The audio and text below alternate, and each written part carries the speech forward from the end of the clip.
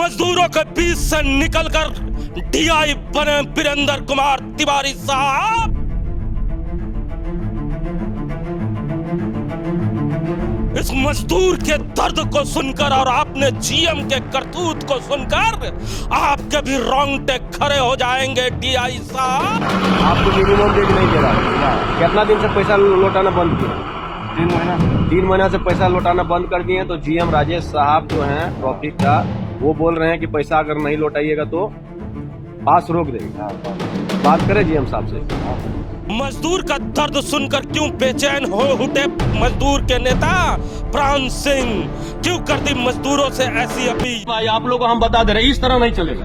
अरे एक आदमी को जीएम आके धमका रहा है यार कि पास नहीं, अगर यदि मिनिमम वेज पैसा नहीं लौटाओगे तो पास जमा कर दीजिए। आप लोग गुंगा बहरा जैसा लगेगा। जूता खोलो, 4 जूता मारो, वैसे अधिकारी रहेगा। तो ये दम जिस दिन मजदूर में नहीं होगा कि जूता खोल के 4 जूता मारने का, वो मरोगे इसी तरह। कितना बचाएगा जी? कौन बचाएगा? आज पूरा ट्रॉफी के अंदर थोड़ा बीपीए का मजदूर बैठा हुआ है, रोज आंदोलन प्रदर्शन हो रहा है। कल उसके डेरा पर भी मजदूर चढ़ गया है। आज ये लोग आके कितना हिम्मत से बोल रहा है कि पैसा लौटाओ और नहीं तो पास रुकवा देंगे। इसलिए हम आप लोगों को मैं प्लान के तमाम ठेका मजदूर से कहना चाहता हूँ, भैया अभी भी जाग जाओ और नहीं तो छोड़ेगा नहीं। सोशल मीडिया पर वायरल हो रहे इस तस्वीर से बीएसएल को एक बार फिर किया है शर्मसार। इस तस्वीर में कितनी सच्चाई है यह तो जांच के बाद ही पता चलेगा, लेकिन तस्वीर बीएसएल को कर रही है शर्मसार। जी राजेश साहब बोल रहे हैं, हम प्राण सिंह बोल रहे हैं एटक से। सर आज आपका जो जीप में है सर, वो सही काम कर रहे हैं। आज सर आप खुद बोलते हैं पैसा नहीं लौटाने के लिए। ये पागल थोड़ा है जो फोन करके बोलेगा कि भैया बोलिए, राजेश साहब बोल रहे हैं कि पैसा नहीं लौटाओगे तो पास में दिक्कत हो जाएगा। हम बोले ऐसा तो बोल ही नहीं सकता है। इस तरह मत नहीं करिए सर जी। नहीं सर जी, मेरा रिक्वेस्ट है सर जी, आप गरीब का ऐसा नहीं करिए, आप लोग मदद करिए। अगर डीआई साहब तक ये बातें नहीं जा रही है और वो जानते हुए भी अगर अनजान है तो सुनिए विधायिका महोदया, सुनिए सांसद महोदय, सुनिए मंत्री साहब। ये आपके जिले के मजदूर हैं जिन्होंने आपको वोट देकर विधायक बनाया, सांसद बनाया, मंत्री बनाया। अगर आपके रहते हुए भी मजदूरों को इस तरह शोषित होना पड़ेगा तो आपके रहने नहीं रहने से मजदूरों को कोई फर्क नहीं पड़ता। हम लोग आज लगातार ट्रैफिक में आंदोलन कर रहे हैं कि गरीब मजदूरों का कल्याण हो, उसको मिनिमम वेज मिले। लेकिन अगर जीएम अधिकारी अगर बोलेगा पास में पैसा नहीं लौटाएंगे तो उसका पास रुक जाएगा, ये गलत बात है सर। आपसे मेरा रिक्वेस्ट है कि जो भी समस्या ट्रैफिक का उसको समाधान करिए। जो मजदूर महेश महतो का इसी कारण से पास रुका हुआ है और आप चाहिएगा तो कल मिल जाएगा पास। इसलिए मेरा रिक्वेस्ट है सर, हमको महामंत्री सुनिए रामासरे जी हमको बोले, रामासरे सर कि इमीडिएट जाओ वहाँ पर और उस लड़का को देखो, उसको पास रोकवाने के लिए पास रोकवाने का धमकी दिया जा रहा है पेमेंट नहीं घुमाने पर। इसलिए सर मैं इमीडिएट आया हूँ, अभी खाना छोड़ के आया हूँ यहाँ। ऐसा नहीं करिए सर, ऐसा हाल नहीं कर दीजिए। ये लड़का विस्थापित लड़का है, इनको तो नौकरी के अधिकार है, ये नौकरी के अधिकार है सर। और ठेका मजदूर में काम कर रहा है, समझिए जगह जमीन दे के। उसको तो आप लोग एसडब्ल्यू का गेट पास बनाना चाहिए। जीप चलाएगा यूएसडब्ल्यू में और वो यूएसडब्ल्यू में पैसा अगर नहीं लौटा रहा है 4-5 हजार 3 महीना से, उस आदमी को आप बोल रहे हैं कि पैसा लौटाइए नहीं तो पास रुक जाएगा।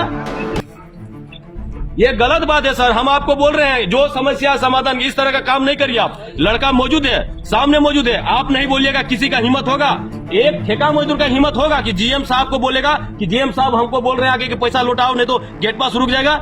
ये हिम्मत नहीं जुटा सकता है ठेका मजदूर कभी। सुपरवाइजर को तो बोल ही नहीं सकता, लेकिन जीएम को कैसे बोल रहा है? यानी कि आपने बोला तब बोल रहा है। इसलिए आप बैठिए, शाम को हम महामंत्री को सूचना दे रहे हैं, आप शाम को बैठिए और बात कर लीजिए, इस मसला पर बात करिए। एक वायरल वीडियो ने मजदूरों की कहानी को फिर आईने की तरह साफ कर दिया है कि किस तरह बीएसएल प्लांट के अंदर मजदूरों का शोषण किया जाता है। ये बातें हम नहीं कह रहे, ये बातें वायरल वीडियो और एटक के नेता कह रहे हैं। हमारे साथ बात करने के लिए राम नारायण शर्मा है, इनसे हम लोग जानने का प्रयास करते हैं कि आखिर क्या है मामला। जरा बताएं हमारे दर्शकों को क्या है। हिमांशु जी, जो तस्वीर सामने आ रही है, जो वीडियो वायरल हो रही है, उसमें साफ साफ देखा जा रहा है कि एटक के जो नेता है, जो मजदूर यूनियन है प्राण सिंह, वे एक मजदूर से बात कर रहे हैं जो बोकारो स्टील प्लांट में पिछले 14 वर्षों से ठेका मजदूर है, ड्राइवर के पद पर काम कर रहे हैं और वो उन्हें शिकायत कर रहे हैं कि उनसे पैसे की मांग की जा रही है। ट्रैफिक विभाग जो बोकारो स्टील प्लांट में है उनके जीएम की तरफ से, और उन्हें ये बता रहे हैं वे मजदूर कि पैसे की मांग की जा रही है और पैसा नहीं देने पर जो गेट पास है वो रोक देने की भी बात उन्हें कही जा रही है। जिसके बाद एटक नेता जो प्राण सिंह है उन्होंने खुद ऑन स्पॉट मोबाइल पर उस जीएम से बात की और जीएम को खरी खोटी सुनाने का काम किया।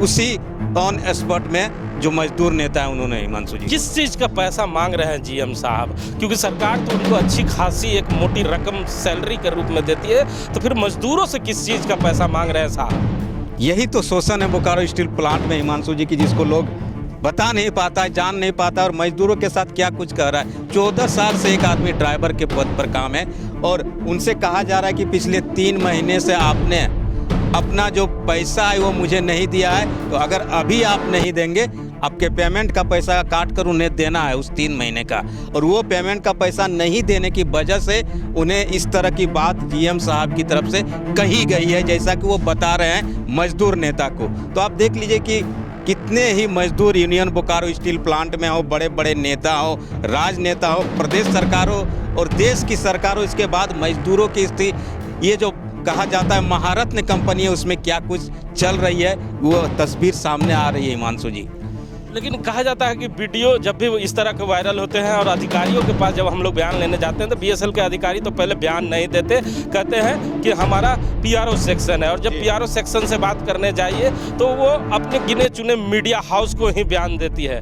तो हम बीएसएल का बयान रख नहीं पाते हैं, जो एक तरफा हो जाता है। तो क्या लगता है कि बीएसएल को इसके ये जो वीडियो वायरल हो रहा है इस पर अपने पहल करना चाहिए और आगे आकर कुछ बयान जारी करना चाहिए? बिल्कुल, जब इस तरह की तस्वीरें सामने आती है, पूरे बीएसएल बोकारो स्टील प्लांट की छवि धूमिल हो रही है, तो ऐसे में जब छवि धूमिल होती है तो खुद जो पीआरओ सेक्शन है, यहाँ पर डायरेक्टर इंचार्ज है, जो खुद मजदूर से डायरेक्टर इंचार्ज तक के पद का सफ़र किया है, उनकी तरफ से पहल होनी चाहिए और इसकी जांच भी होनी चाहिए कि आखिर सच्चाई क्या है, मजदूर के आरोप गलत हैं या फिर जीएम साहब जो मांग कर रहे हैं वो जायज़ है। तो दोनों की जांच करके और इसकी पूरी की पूरी सच्चाई सबके सामने बोकारो स्टील प्लांट की तरफ से रखी जानी चाहिए। जहाँ जो मजदूर नेता हैं वो बहुत बड़ा प्रश्न उठा रहे हैं कि एक छोटा सा मजदूर एक जीएम पे आरोप लगा रहा है, इतनी हिम्मत उसमें नहीं हो सकती कि वो जीएम साहब पे आरोप लगाए। तो जीएम पे वो पैसे लेकर पास देने का आरोप लगा रहा है, तो कहीं ना कहीं उस मजदूर को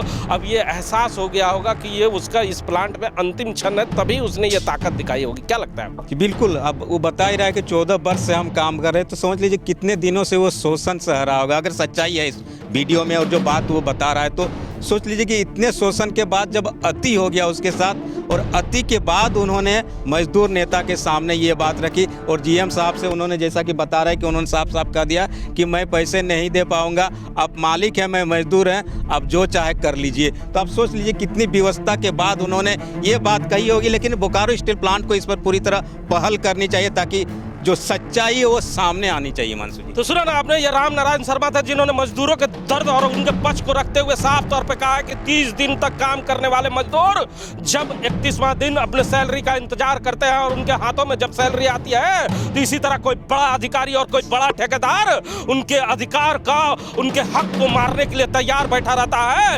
मजदूर लंबे समय से अपने नेता को ये गुहार लगा रहे हैं, यहाँ के विधायकों को गुहार लगा रहे हैं, सांसदों को गुहार लगा रहे हैं, लेकिन साहब उनके दर्द को सुनने वाला कोई नहीं।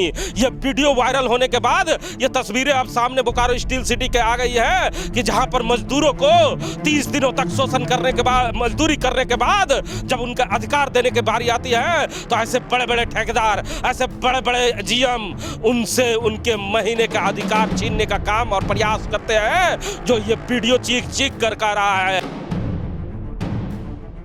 बोकारो के डीआई वीरेंद्र कुमार तिवारी साहब को इस मामले को संज्ञान लेना चाहिए, क्योंकि उन्होंने भी मजदूरों के बीच रहकर अपने लंबे समय और लंबे कैरियर को दिया है और वो मजदूरों का दर्द जानते हैं। हमें विश्वास है कि बोकारो के डीआई तक ये जब मामला पहुंचेगा तो डीआई साहब जरूर इस पर पहल करेंगे और उस मजदूर को उसका हक दिलाने का प्रयास करेंगे।